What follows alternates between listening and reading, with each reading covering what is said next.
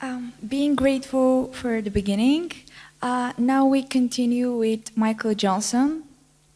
The approach of Michael Johnson's work exemplifies remarkable qualities which rank it amongst the most valuable paradigms of contemporary architecture.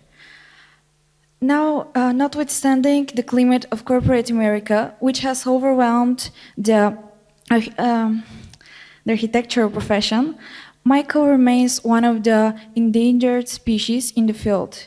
He's one of the last representatives of artists who have never drawn a line between their work and life, who practice architecture on strong ethical codes and personal convictions.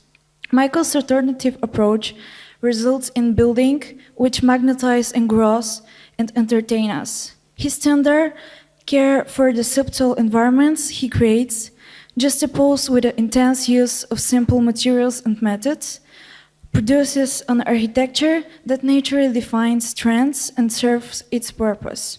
His buildings are highly interactive, as all conventional boundaries of space and reinterpret in light of innovation, comfort, and awareness. They engage us with passion, makes us move about, look, sometimes thrown in curiosity and amazement, but always leaving us with a sense of enclosure of his architecture. We are constantly tantalized by the careful planning of the hard elements of the buildings, the walls, the partitions, the furniture, while we are placed in a perpetual motion between near and distant views, enhanced by the quality of the craftsmanship in the hard elements themselves.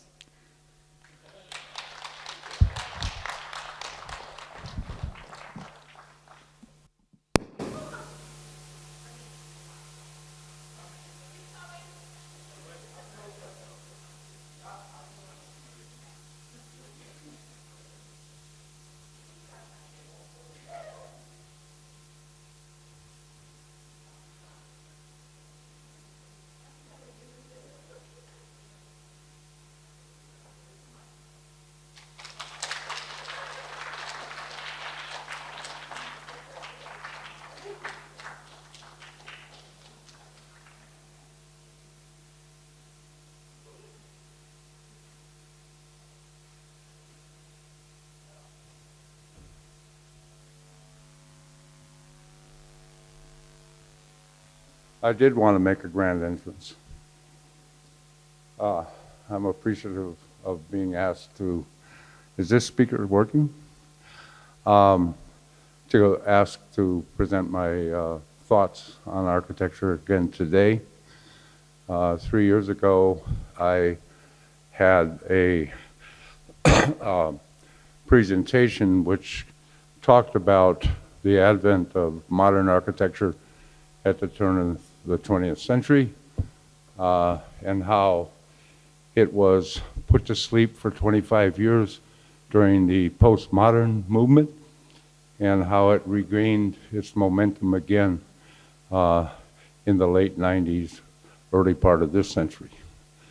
So this year I'm going to kind of expand on those issues and present a man's need to build. Everything will be on the screen, written, so you can read it. I will also read it to you for those that need translation.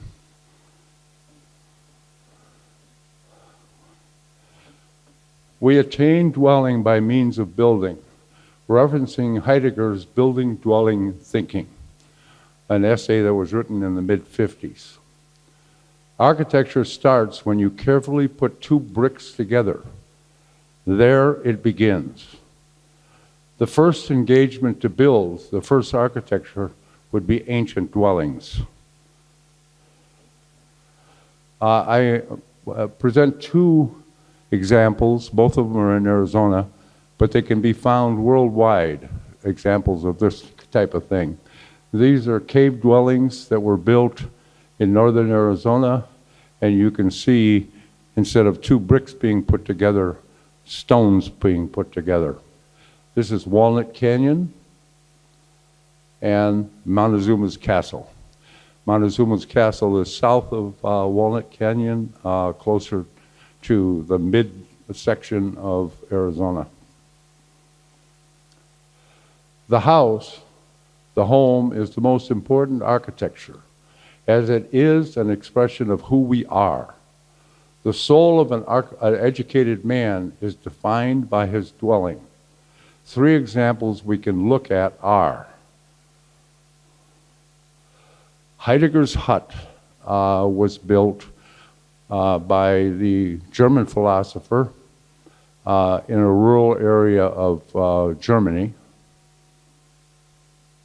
Wittgenstein's cabin, who was a Viennese philosopher, had a cabin in Norway where he would go to retreat. And finally, Corbusier's cabin outside of Marseille, France. There were many examples of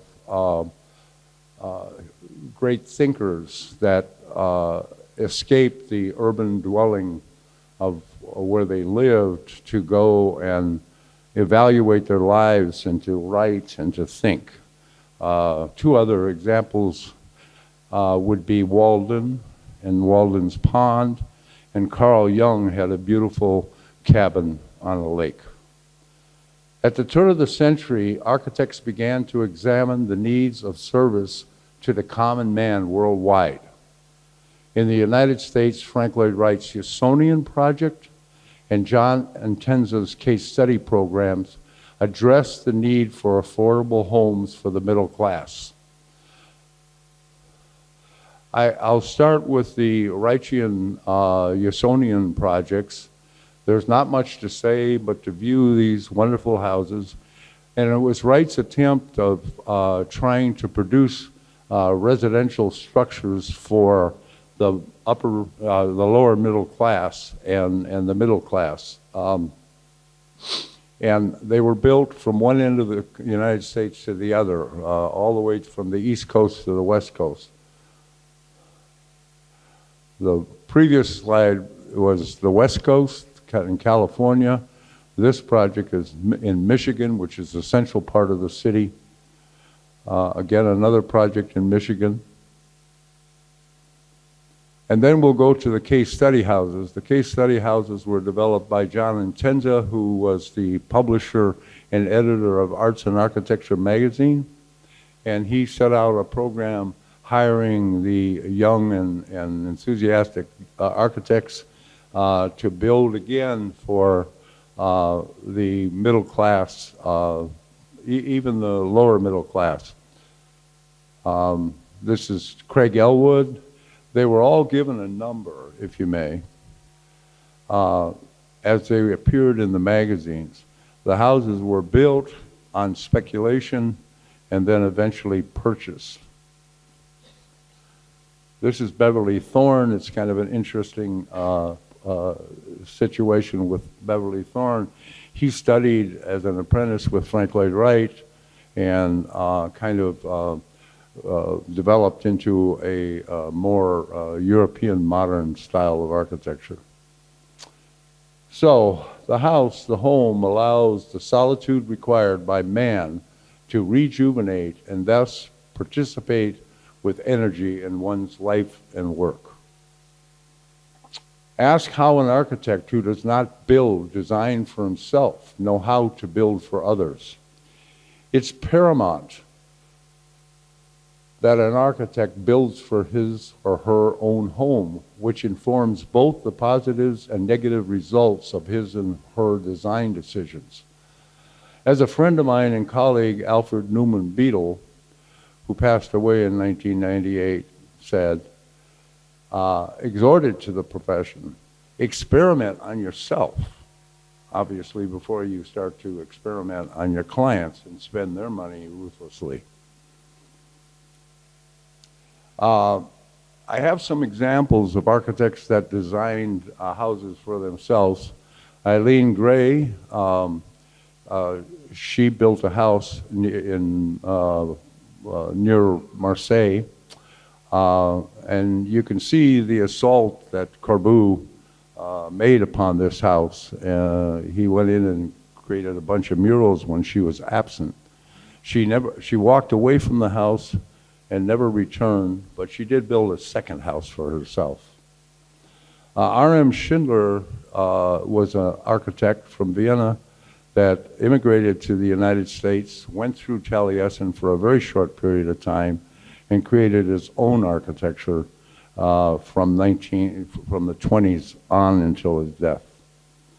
Oscar Niemeyer also built a house for himself in 1951 in Rio de Janeiro. Marcel Breuer, of course, who immigrated to the United States escaping the horrors of Hitler, created a house for himself just outside of New Canaan, Connecticut. Lina Bobardi, an Italian architect who immigrated to Brazil, built a house for herself also in 1951. My good friend Herb Green, who studied under Bruce Goff, built this house in 1960-61 in Norman, Oklahoma. And it was built by total amateurs. His students and he constructed this house himself. It is now being renovated, thank God, and saved. And my friend Al Beadle not only designed this house, this was number 11 of about 13 houses that he built for himself and he lived in. And of course, my house, my wife's house, actually. I designed this house for her in 1993. If we examine the built work of Wright and Corbusier, we find that the single-family residence far exceeded the commercial projects within their bodies of work. Glenn Murdoch, Australian, Richard Neutra, Luis Barragan, Bruce Goff, primarily worked in the arena of residential design. At the turn of the 20th century, the housing model in urban settings took a sharp swing to the high-rise form. 3 examples of these housing types are the Lakeshore Apartments in Chicago by Mies van der Rohe, the project of Corbusier in Marseille, and the residential quads in Brasilia. The site planning was done by Leo Costas and the concept of the vertical housing, and only one of them were built by Niemeyer. These housing models allowed the middle class the benefit of inhabiting first-rate architecture in greater numbers. So I'm sure most of you are familiar with these projects. This is the Marseille Apartments. Corbu also built a similar project in Berlin. The Lakeshore Apartments of Mies van der Rohe, and also probably a more important project for Mies was the Lafayette Park in Detroit, Michigan, where it had some of the models that Corbu had set down with high-rise housing, but also the infrastructure of commercial. And of course, Niemeyer built one of the quad type of buildings in Berlin, but this is an overview of the concept of the quads that were developed by Costas. And you can see that there are neighborhoods that are created by the high-rise buildings, and in between there are parks and such. And to the right of it is the commercial areas. The above-mentioned architects produced many works within the public sector, although they kept one foot in the residential arena.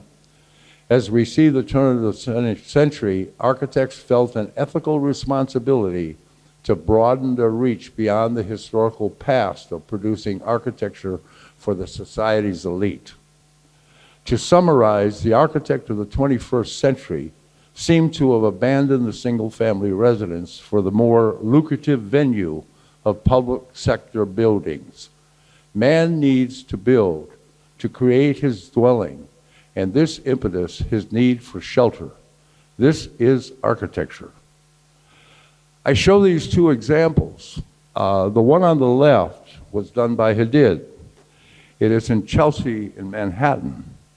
It has been recently completed, and the units that you can buy start at $5 million and go all the way up to $50 million. The project on the right was done by our Pritzker Prize winner of this year, which shows that even a star architect such as he still has the compassion and the ethic to work for those without means.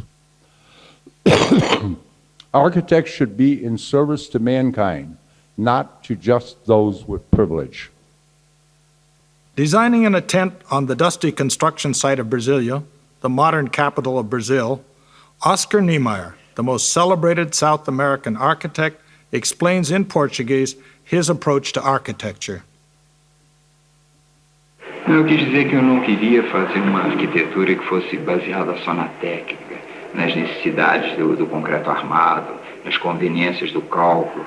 Não, eu queria fazer uma arquitetura que eu acho que a arquitetura está acima dessas coisas. A arquitetura deve se dirigir para as coisas da beleza, para uma solução diferente e de novidade na criação. Não? O futuro da arquitetura é de servir a todos, não? De não permanecer como até agora como privilégio das classes abastadas, não? Mas ser dirigido a todo o povo e que os arquitetos possam trabalhar também para o povo, não? E não para aqueles que no momento possuem dinheiro e que podem pagar o seu trabalho. I didn't want to do architecture based only on techniques, on the need for steel-reinforced concrete, or on the conveniences of calculations. I wanted to produce architecture that I feel is different because I think architecture is beyond these things. Architecture should be directed towards beauty, towards a different solution, a novel and creative approach. The future of architecture is to serve everyone, not to remain, as it has until now, as a privilege of the more powerful classes. It should be directed to all the people. The architects should work for the people, not just for those who, at the moment, possess the money and can pay for the architect's work.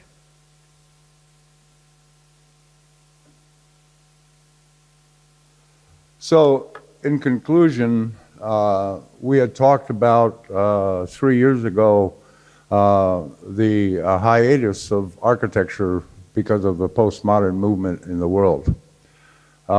Today, I'm afraid that we're heading towards another disastrous moment in modern architecture.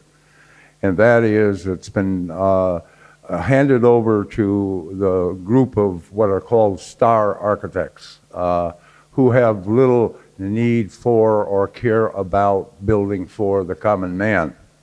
I believe the brief presentation indicates to us that the architects such as Frank Lloyd Wright, such as Niemeyer, such as Corbusier, had a finger in the pie for the common man. Whereas today, I feel that we are in a dire need for more architects to be involved in architecture that can be experienced and enjoyed by the common man. Thank you very much.